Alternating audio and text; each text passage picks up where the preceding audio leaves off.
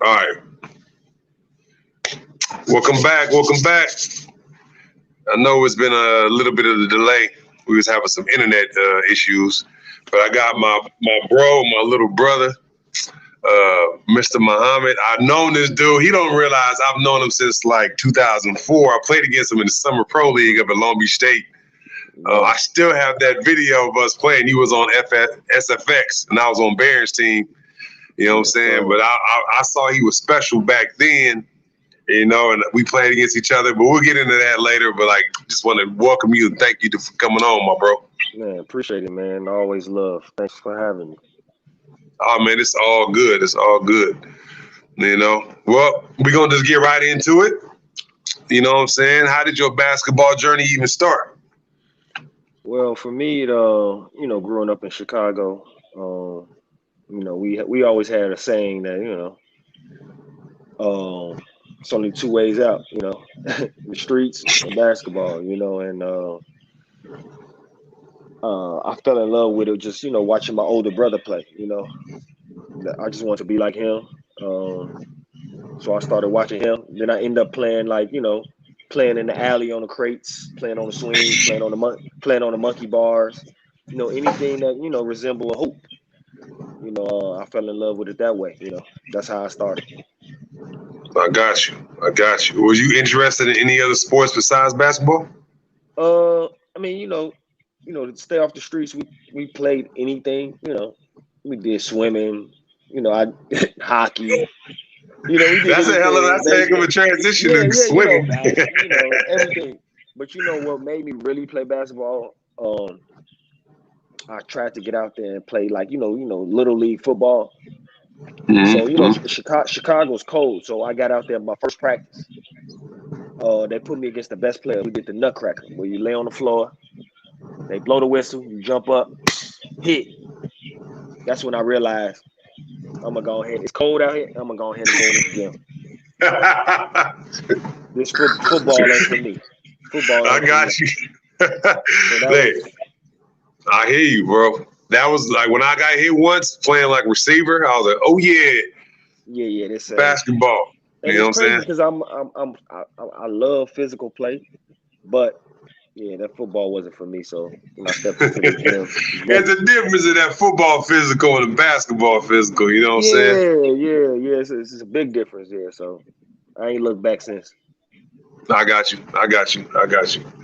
All right. Did you do like the AAU circuit growing up, or did you start really hooping in high school? What's crazy? I had only thing I did was like I played, small fry basketball, where where they lower the rims.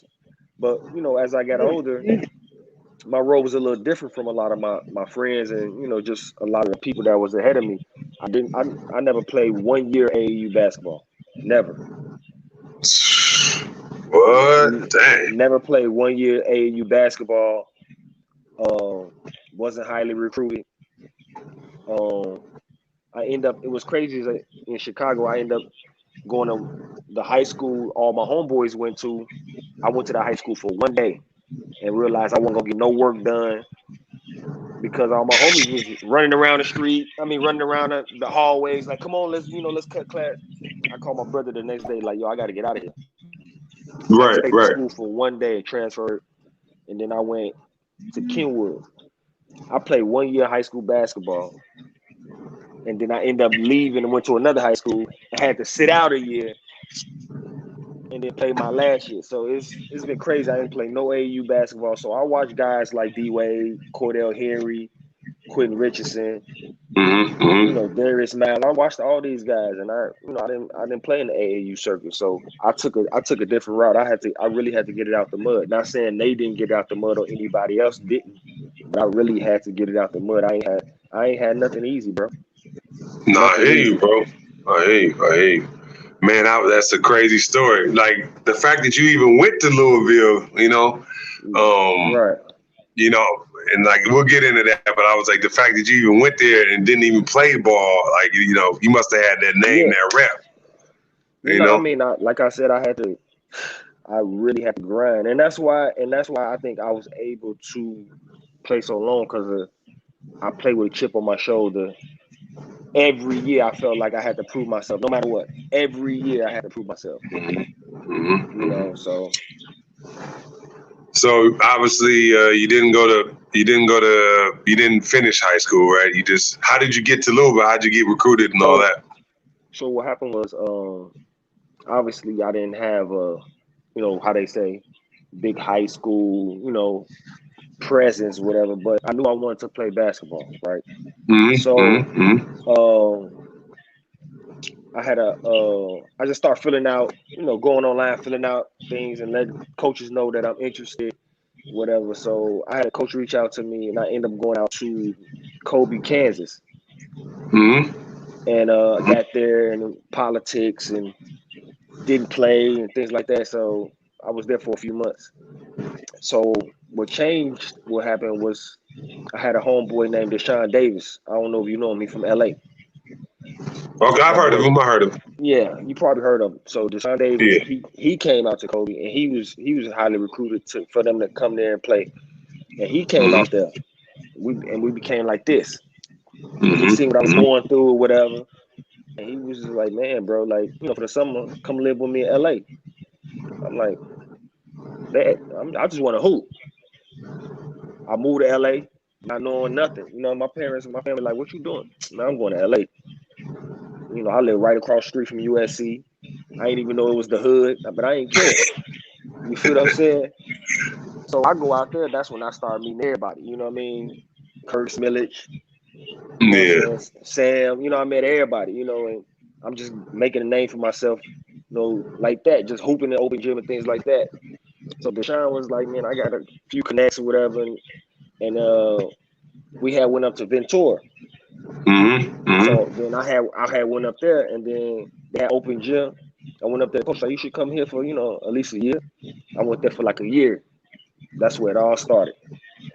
I ain't looked back since. It started from Ventura. Like I started putting in work. That's when I, putting up numbers, all conference, all that. And after that, then that's when Patino took the job at Louisville after my first year. But what's crazy is I was originally supposed to go to Kentucky, but they end up taking a guy named Adam Childs, which was fine because he was everything in Kentucky. The state. No, I remember Adam Childs. Yeah. I remember Adam Childs. Yeah. Yeah. So Rick took the job. My brother played for Rick at UK. And I played against your brother. Yeah, so when Rick took the job at Louisville, that's when I was like, because most of the guys on the team when Rick took the job was Danny Crum guys. Oh, so, okay. Yeah, when I came was, like me, Larry O'Bannon, Carlos Hurt, Brandon, and a couple other guys. Yeah. So it was like a new start for him. So he was looking for guys that's gonna come in and help get the program going. So that was kind of my route to get to Louisville. Okay. So what was the hardest thing from the little time that you did play in high school to college? What was the difference? The speed, the speed, athleticism, just how strong you gotta be. You know what I mean? Like it's totally different. You know what I mean? The preparation, practice, like what I mean? Like you literally in college, you literally gotta, eat, sleep, study, and it's basketball. Like you don't really have no time for nothing else. Because you're practicing twice a day, and then when you do have a little time, you still got your schoolwork to do. So the difference between high school and college is like night and day, bro. Agreed. Like they plan out basically from 7 in the morning all the way to like 7, 8 o'clock at night every day. Yeah, for me it was in a good way. You know what I mean? It was like you in the military. Like your day is planned every day for you. Like you just gotta show up and do what you need to do. Like you don't have no time for nothing else for real. Your day is planned. That's true. Very true. Very true. Well, since we're talking about college, what do you think about now that the athletes getting paid, like for the likeness, things like that? I think it's a good thing. It should have been happened. You know, the O'Bannon brothers and guys like that been trying to get this done. I mean, you could have used it. A lot of players could have benefited from it, but I'm kind of glad that it's they brought it to light now and made the change. The only thing I'm afraid of is you putting millions and millions of dollars in these young kids' hands that don't have no financial literacy. I'm afraid that there'll be a lot of more robberies because these kids gonna be out. You put a lot of money in their hand, gonna be out new cars and flashy and not paying attention to what's going on in the surroundings in these big cities. It's gonna be unfortunate. There's gonna be a few robberies, and I don't wish that on nobody, but I just hope that a lot of these young kids just watching their back and try to understand what's going on out here. No, they should have 24/7 security. To be honest, like wherever they have not a chaperone, but like a security guard. Like professionals. If you got dudes who be making $1 million. Yeah, I just think the coaches, in all programs need to sit the kids down and say, we don't want to stop your fun and understand that you're coming into a lot of money, but I'm going to try to as a coach, I'm going to have to put you on some type of restriction as far as like, where you going to be at and things that you're going to be doing, and got to have some type of security around you because people watching, unfortunately, you're a target. No, I agree with you. That's 100%. So how many years did you play at Louisville? I played 3 years. Played 3 years. And, okay. When I was done, I played 1 year in Idaho. Okay. And then, okay. Yeah. So then after that, I started my Europe journey. I mean, I did a few summer leagues. I did a few summer leagues and things like that. But my goal was to, get over to Europe and travel the world and learn different things and see different people. No, I got you. Well, that makes a lot of sense, bro. I'll tell you. What do you think about what was like your greatest triumph, in college before you went to the overseas route?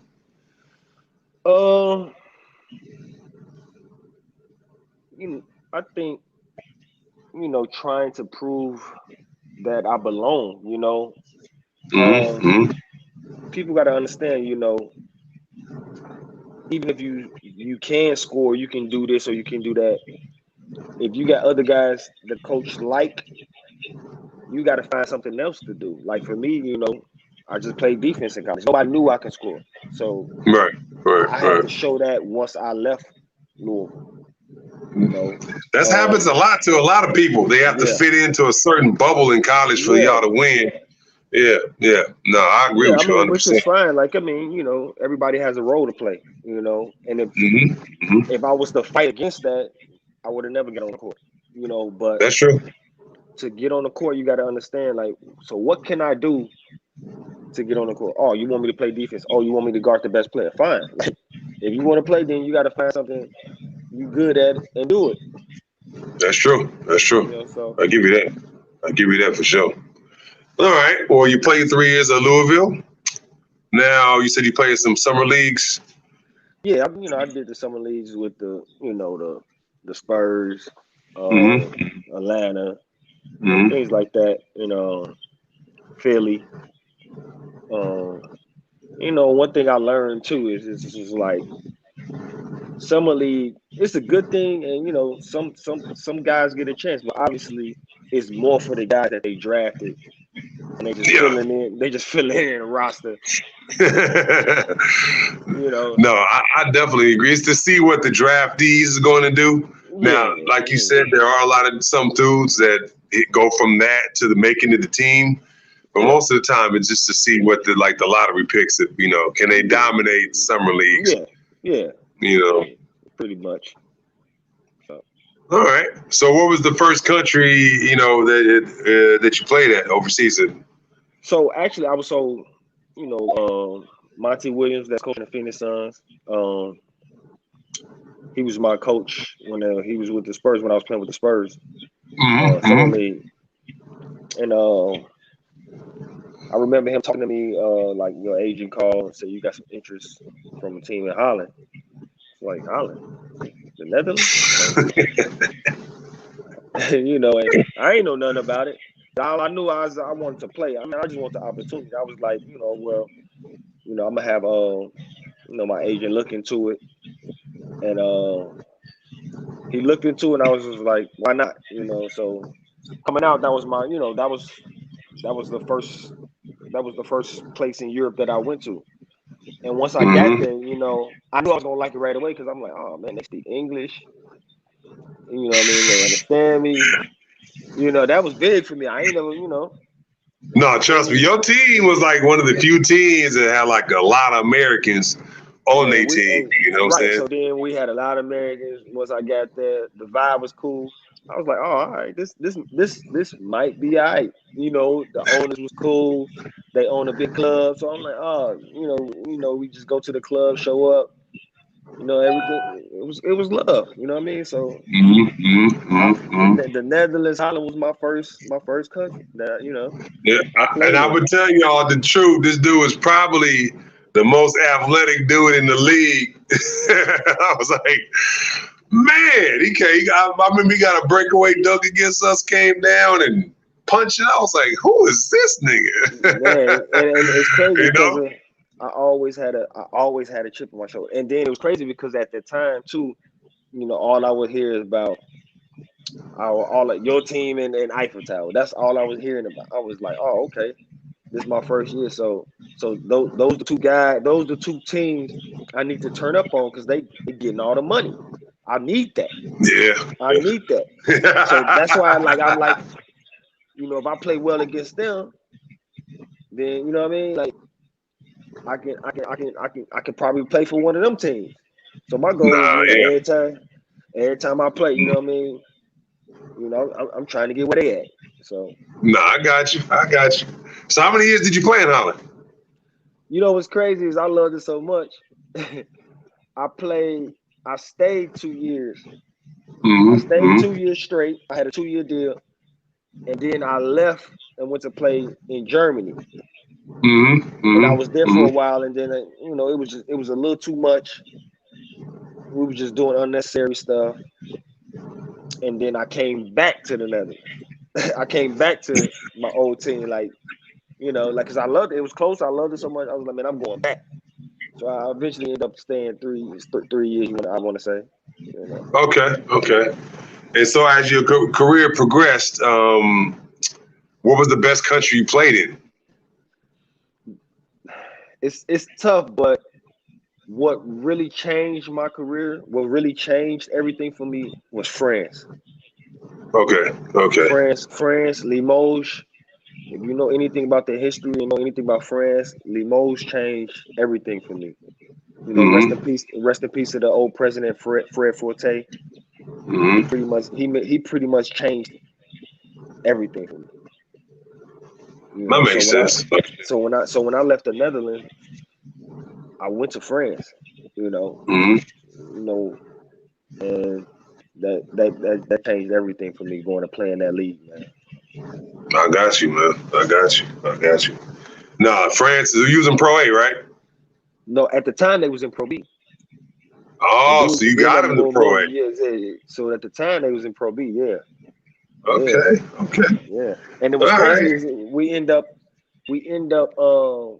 playing Teddy Gibson, you know, from Amsterdam that played in Amsterdam. You know, it's crazy. It's like I just kept bumping into him, like, you know.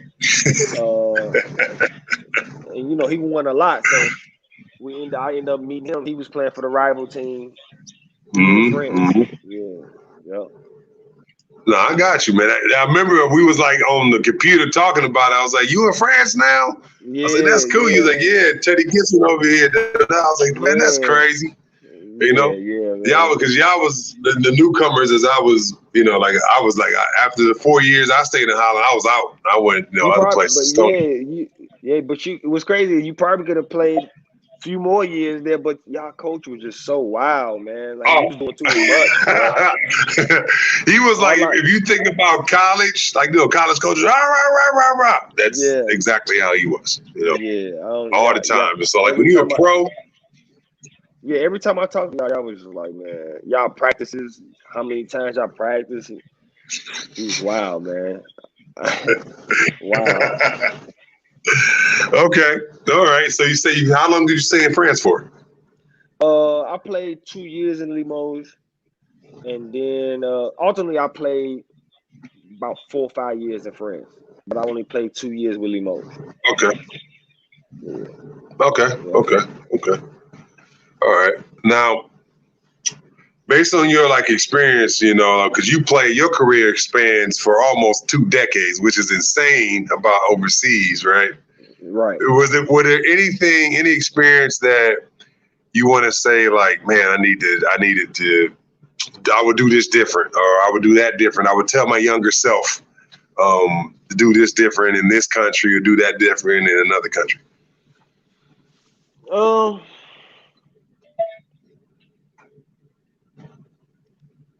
Probably when if I can do something different. When I was in Romania, one of the teams I won a championship with. When I was there, we had some money problems. Not money problems. They was late a little bit, and I kind of forced my way out. I was upset. By the way, just to let you know, I played on that exact same team, so I know. Yeah, so I kind of. I played on BC Mers. Yeah. Yeah, so I kind of forced my way out, and I ended up going to Pro A Nancy in France. But when I was there, once I got there, after a month, he was like a father figure, the coach. He didn't want me to leave, but it was just things going on in the upper office and things like that. And I kind of forced my way out a little bit, which I shouldn't have. But after a month of being in France, I got a call from a good friend of mine that was the GM, your Newts, and my coach ended up having cancer. And man, it tore me up, and it was just he was losing weight, and he ended up it ate him up fast. You know what I mean? And I felt like I should have been there. I stayed. We won 2 championships back to back, and once he passed, the team kind of dedicated the season to him. And they end up still winning the championship, but I should have been there for that. I should have been there for him. So if I can change it, I wouldn't have left the team. I wouldn't have left. I got you. Well, that makes sense. I mean, obviously, you never know. Hindsight's always 20/20, but you never know what will be happening. So yeah, you don't. Yeah, for sure. Now, how long was your overseas career in total? 16. I just stopped. And how many countries you played in? Yeah. So 16 years, right? 16. I played, of course, the Netherlands, Germany, Spain, France, Kuwait, Romania, Hungary, Kosovo, Iran. Man, I've been everywhere, man. I've been everywhere, bro. I've been everywhere. No, man, you're like I said, you try to put that on a resume. Right. I don't play that well, bro. No, definitely. I like I said, I followed your career everywhere you went. I would look at you on the gram or look at you. Oh, he over. I was like, man, he in Ghana. Man, how crazy was that? No, my family is Ghanaian, and it was only right to go home and be a part of something that's the kids look up to, something special, I enjoyed it. The kids enjoyed it. A lot of my friends was like, "Wow, I didn't know Ghana was like that." And I tell them like, man, don't pay attention to what you see on TV, man. You have to go experience Africa, period, for yourself, and to see what's going on, to understand that it's a beautiful continent, beautiful place. No, it seemed like it, man. From just pictures or whatever. It seems like a fun.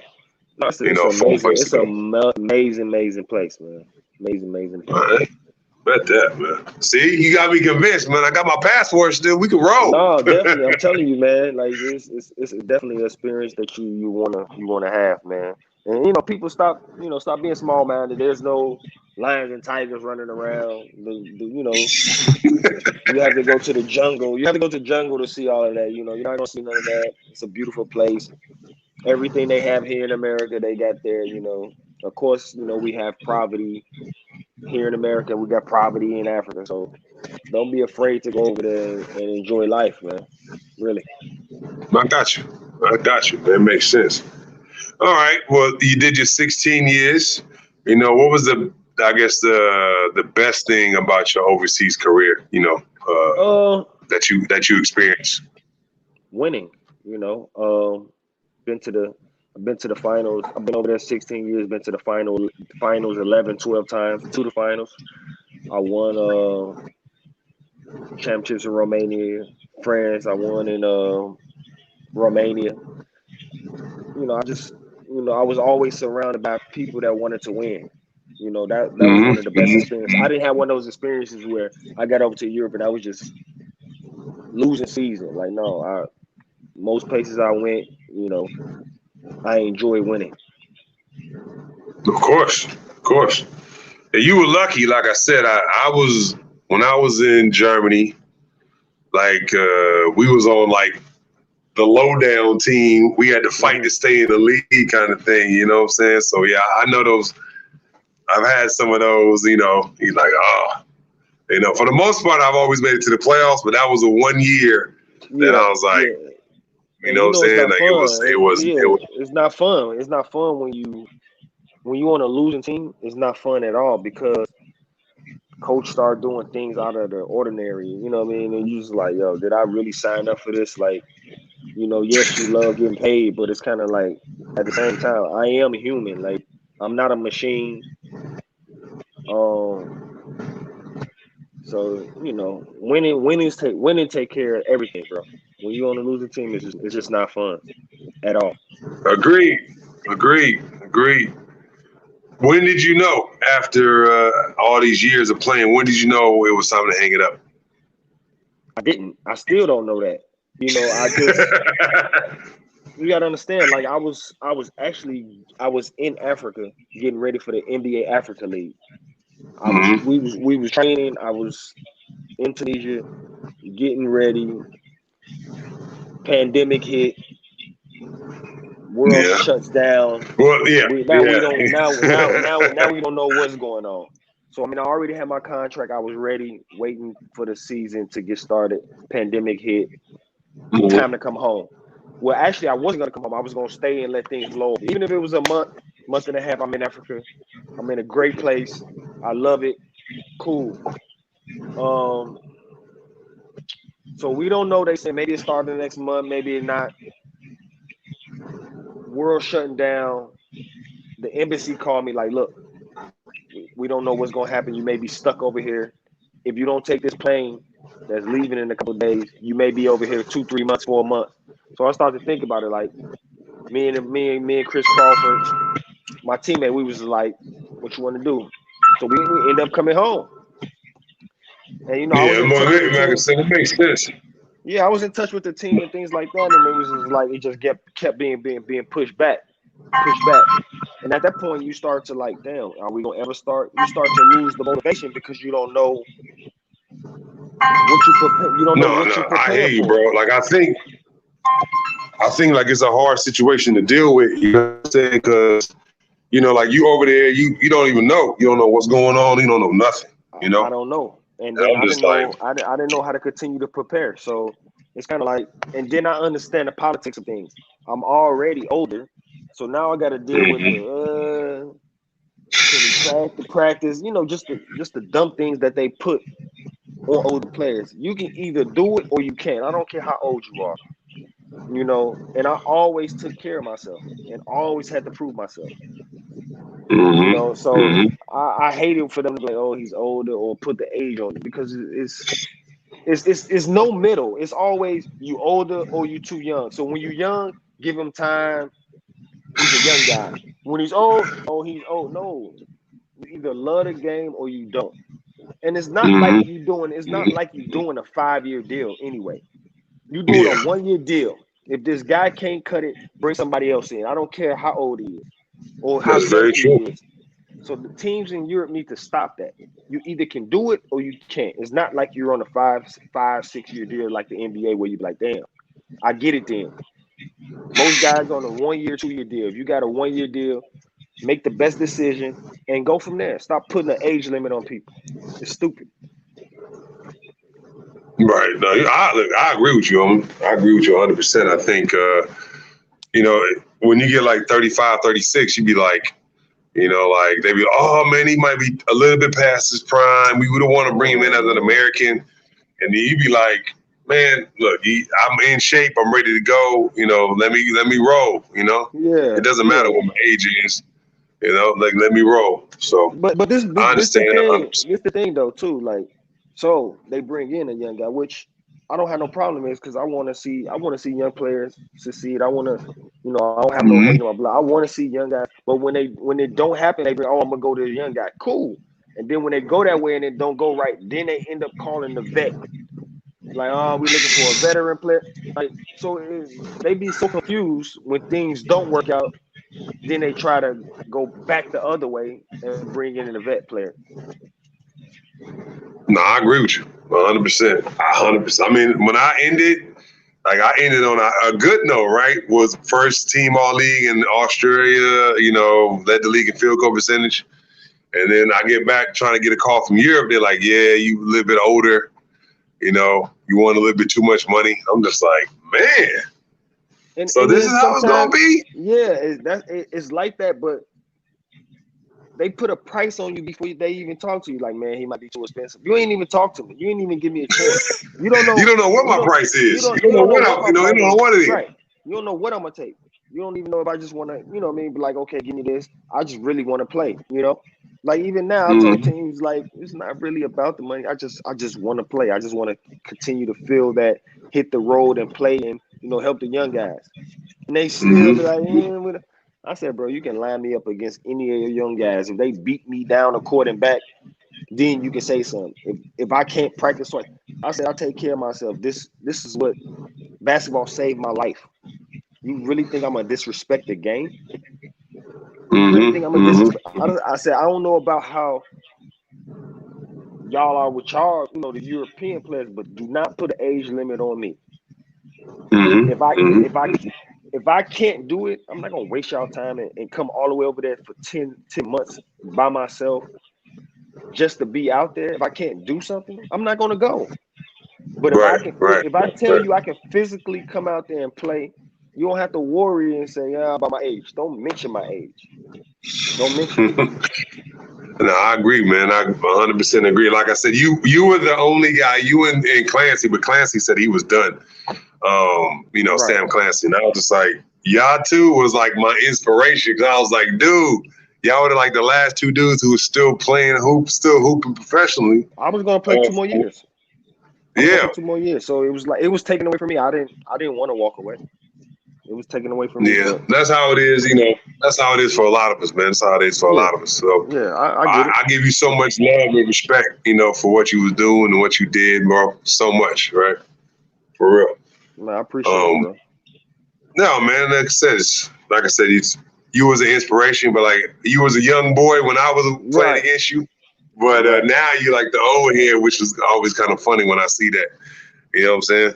Man, it's crazy how, like I said, I was a freshman. Yeah, no, I was a freshman when I played against your brother at Kentucky the year he won a championship with Tubby Smith. Oh, 98. 98. He was smacking my stuff all over the bat him and Jamal McGlory. Yeah, they had a nice little team. They had a nice team. But now I got you, man. But give you much love, much respect, bro. And like I said, for your accomplishments. And like I said, that transition, everybody, tries to make that transition. I know you actually probably still can go hoop. You want to use that can still go. Yeah, I hoop every day. Actually, I hoop this morning, 8 o'clock, 8 to 10, with my crew. You know what I mean? It's like the same crew of guys that I've been doing it for 16 years.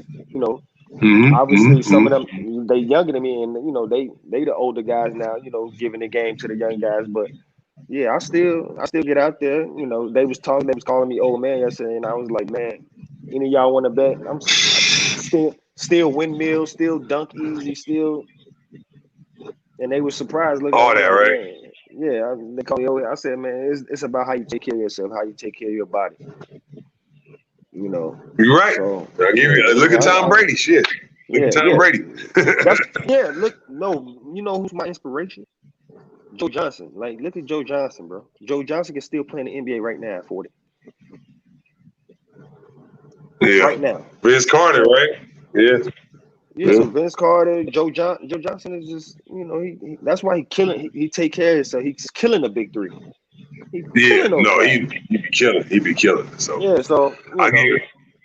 No, I got you, man. Well, if you do continue to play, you know, much love and blessings, you know, but if you don't, that next transition, you know, we can figure it out together, bro. You know what I'm saying? We can figure it out together. Whatever you need me, I got you. for You know what I'm sure, saying? I sure. appreciate you coming on the show, bro.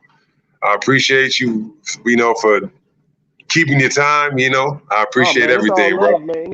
Anytime you need me, man. I know you know, I know with me and you've been trying to work on getting on here for a while. And it's a lot of things we could talk about, you know. And anytime you need me, bro, you know, I'm here. You know, I ain't no rush for me. You know, I know a lot of No, people I got probably you, man. Like I said, I'm gonna bring you back on again. I'm gonna for bring sure. you back on again for sure. You know what I'm saying? Because we can talk. Like I said, I can end up talking to you for like an hour, 2 hours, 3 hours. You know what Telling I'm you, saying? bro, this wasn't enough time. This was not enough time. I'm telling you, it's a lot to talk about, man. It's a lot to talk Agreed. about. No, agreed. I Things agree. can get. It's a lot that these people don't know that goes on, and things can get real spicy that they need to hear. Real I would spicy.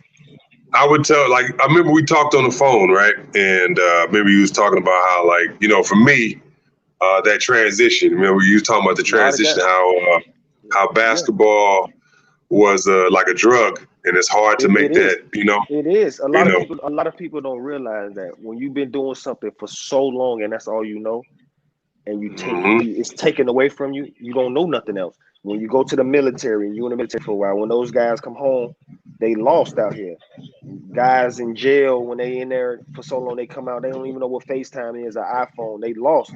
And the same thing for us. We spend so much time and dedication playing basketball.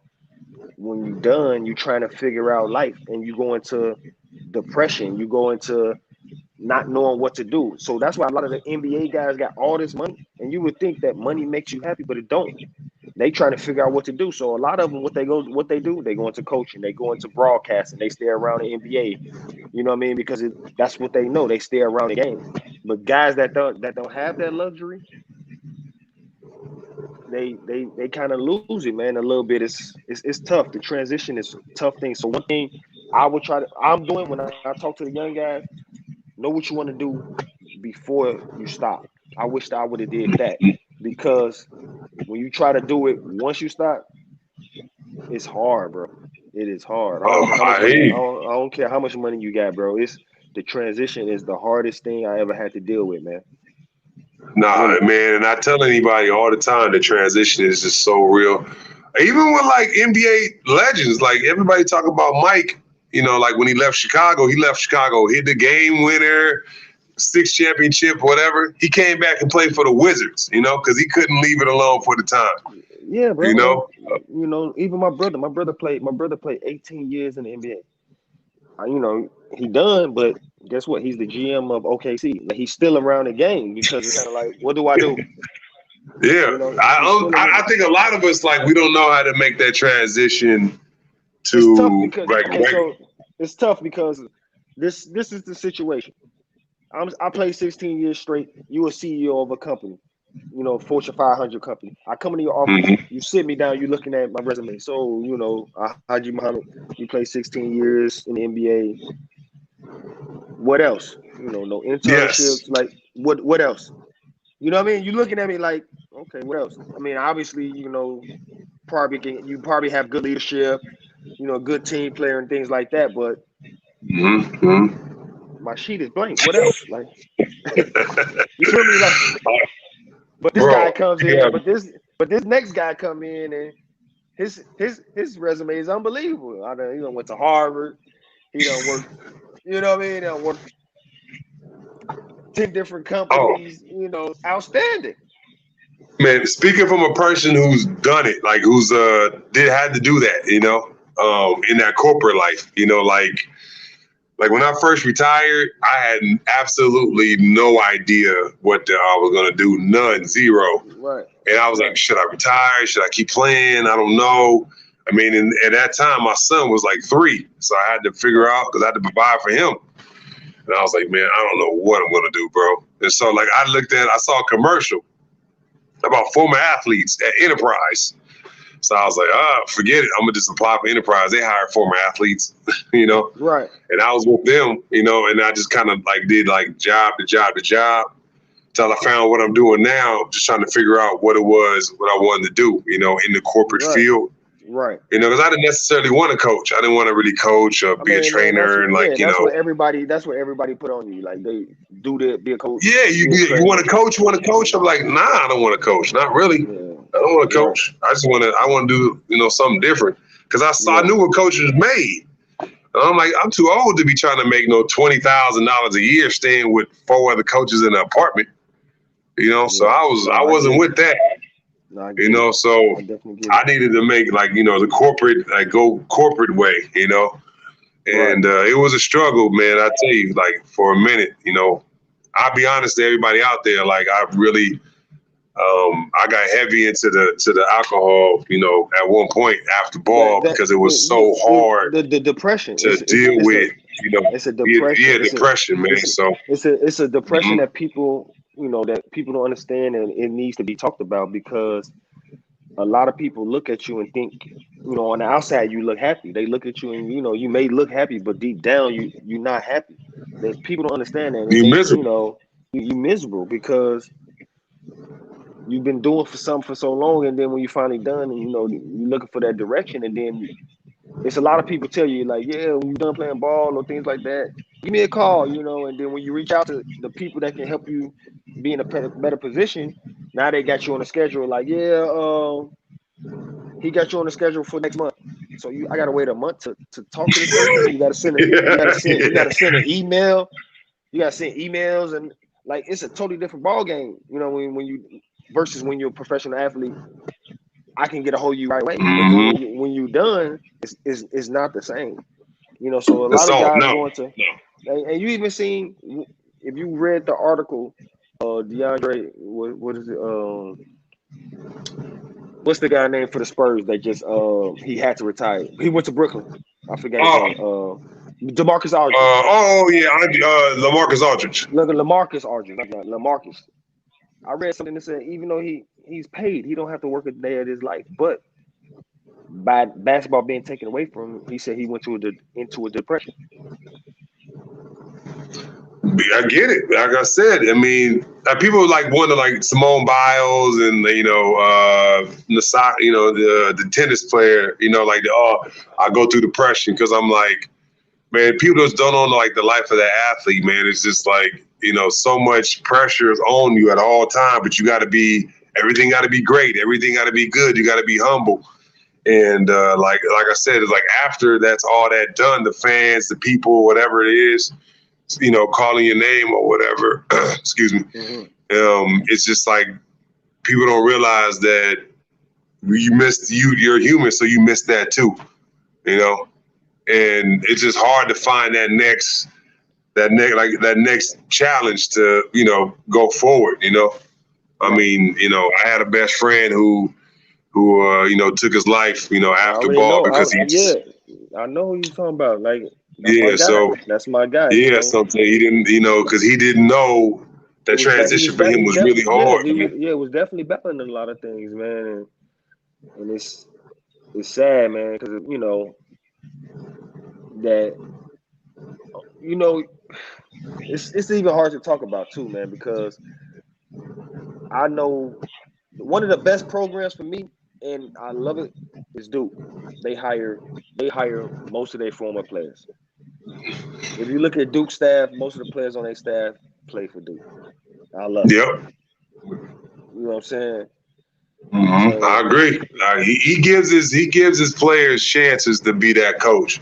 And like I said, some of them, Jeff Capel and Wojo and all them, they then went on to become coaches. And, you know, like I said, he gives you a chance. You know, I know my boy was Nate James. You know, he was Rico Hines' best friend in high school. They went to school together. And then, like, he was supposed to play with me in Holland your first year, but he ended up playing with Eiffel Towers for a minute. Actually, he played with Eiffel for a minute, and then he left. You know, he got hurt. He got hurt, and then he left. But like, he ended up being that coach with Duke. Yeah. So yeah, I was like, man, it's, you know, like, it's cool that they just make that easy transition, but everybody don't get that chance. Everybody don't get that chance. I definitely wish it was that easy for me, man. But well, man, you gonna figure it out. Well, I told you. It has to be talked about more. The transition has to be talked about. Oh man, that would be the number one thing I would tell myself, with these or any young. That's the number one thing. If I can do it all over again, every year I came home, I would do an internship with a big company that I was interested in. I would do an internship every year. If I could do it again, I would have did the medical. I would have did the medical 2-year program, the nursing program. You know what I'm saying? Like, did an internship.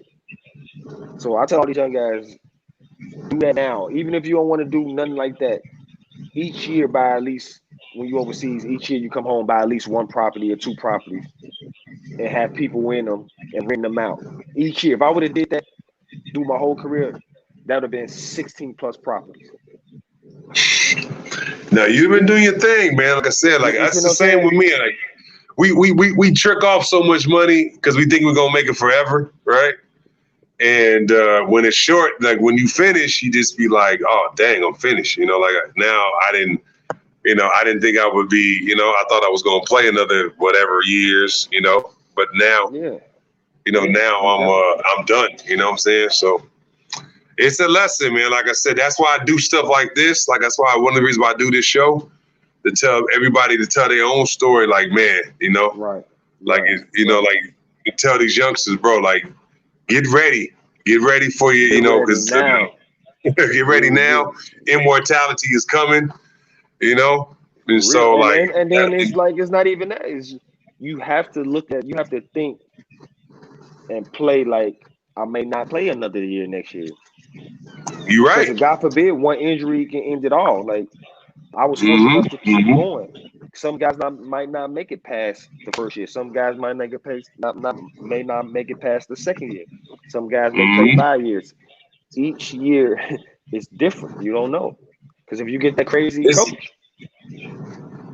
Like I said, I had three, 4 surgeries on my shins. You know, two stress fractures. So like, you don't know, man. Like I said, I was a blessing for me to even make 10. You know, so I didn't know if I was gonna make 10. You know, like at one point, a lot of people don't realize, man. Like, I hate the guys that be like, man, if I don't make it, I'm just gonna go overseas. Oh, it's that easy. If I don't make it, I'm just gonna go overseas. It's not that easy. And then when you do make it overseas, people don't realize it's not like, you have to be smart. It's not like we got 401k. We don't have all that, you know what I mean? It's strictly what you make, and you have to make that work for you. We don't have all this insurance and 401k and things like that. No, I agree with you 100%. 100%. Yeah. So any young guy, man, figure it out now. Agreed. Agreed. Well, like I said, thank you, my bro. I appreciate it coming on. We're going to invite you to do this again, man. You know what I'm saying? I'm telling you. It's a lot to talk about. Definitely, man. I appreciate it, man. Appreciate the love, bro. Oh, anytime. Like I said, man, I got to bring you on again. I want to say thank y'all. Everybody out there watching the show, appreciate the love and, and responses from it. Thank you to Mr. Mohammed. Like I said, he was a little bro when I was playing, but now he the big bro. Appreciate it, man. All love, bro. Always. All right, thanks, man. No problem. I'll talk to you, bro. All right, bro.